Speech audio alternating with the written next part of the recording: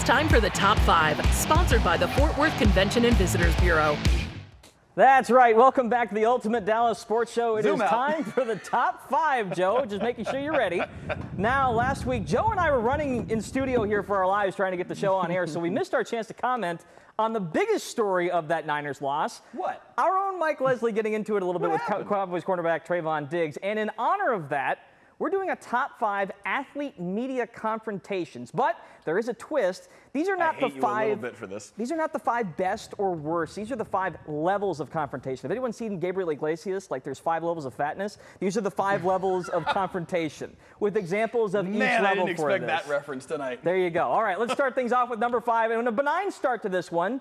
Kevin Garnett undressing the late, great Craig Sager. Sager loved his flamboyant clothes. NBA players, not so much. During a one-on-one interview, Garnett, in deadpan serious tone, told Sager he needed to take off his suit and burn it multiple times.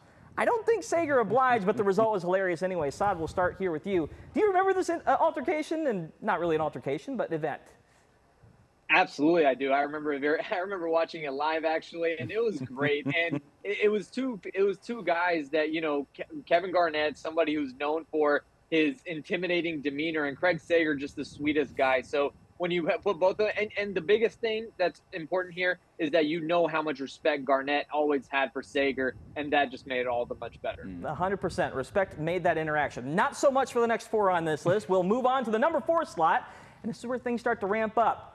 Deion dousing McCarver. In 1992, Deion Sanders was playing for both the Braves and Falcons while the Braves were trying to clinch the pennant. He played for both teams on the same day, including a playoff game. Baseball analyst Tim McCarver didn't like Deion's choice to do so, criticized him on air, and Sanders decided to dump a giant tub of water on McCarver after the Braves clinched the pennant in the locker room. McCarver, none too happy. You can probably imagine that. Deion had the last laugh there, Joe.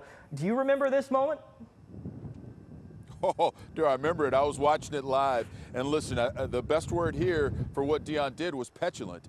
It was childlike. It was arrogant. It was immature.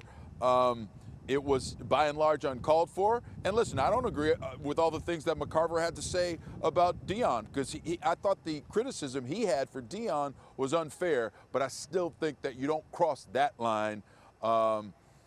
And I didn't like it. I didn't like it at all. I mean, fair enough. The reason why this one's a little bit lower on the list, it got physical, but not too physical. That changes here at number 3. It's one our station knows very well. Former WFAA sports anchor Dale Hansen got into it with Barry Switzer at Cowboys training camp.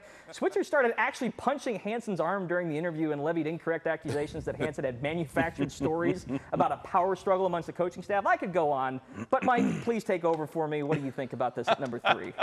The all-timer, at least here. You know, nothing will ever top that moment. That was Channel 8 history at its finest. And, yeah, sure, number 3 is fine in the pantheon of all of these events. But, yeah, that one's way up there on the list. Again, ramping it up just a little bit. This one, we raised the volume a lot more. All right. Mike Gundy with a legendary rant at a press conference, bashing a local columnist takedown of a kid on the OK State roster. The most famous line, "Come after me. I'm a man. I'm 40.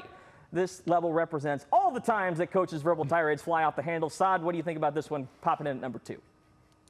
It just makes me feel so old. He was 40, and that was almost 20 years ago. I mean, that's just so crazy. But yeah, I mean, that was absolutely a legendary one as well. And you know, it came into focus a lot more with the way that he handled the running back situation, getting in trouble off the field before the season this year. The impression was pretty good, by the way. Oh, well, thank you. I appreciate that. I'm not going for the mullet, though. That's never coming. Please don't. But never. All right, and last but not least, at number 1, simultaneously hilarious, unsettling, and actually totally deserved, Jim Rome versus Jim Everett.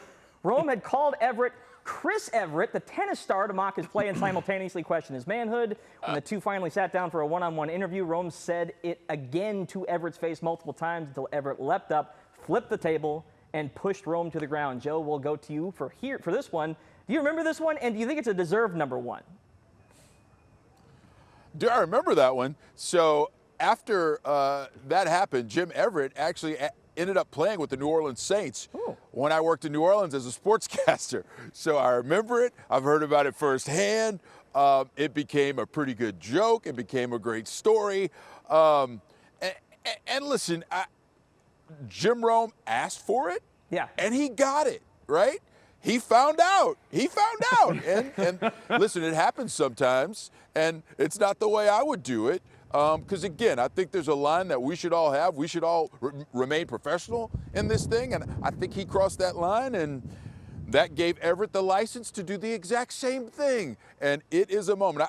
I do think it belongs number one. I like the list. I do think that Hansen and Switzer should be number two because, I mean, the mullet's the mullet, right? I mean, he's still talking and saying goofy stuff.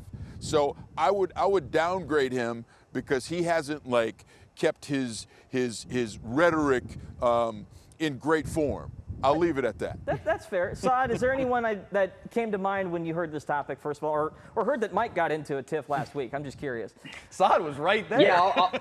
Yeah, I'll mention two quick ones real quick. One was Richard Sherman going at Skip Bayless, telling him that he's better at life than him. That was a good one. And then the other one just happened yesterday. Joel Embiid against Marcus Hayes. That just happened in the locker room yesterday. So I know you did it in honor of Mike and Trevon Diggs, but when you talk about an actual physical confrontation, that happened yesterday in the Sixers room. Yeah, 100%. There were enough segues to try to bring this list around. I was thankful that happened so it didn't feel too out of the norm when it brought up. Mike, do you have anything to say for yourself? You're welcome for providing you a little bit of content. Thank you so much.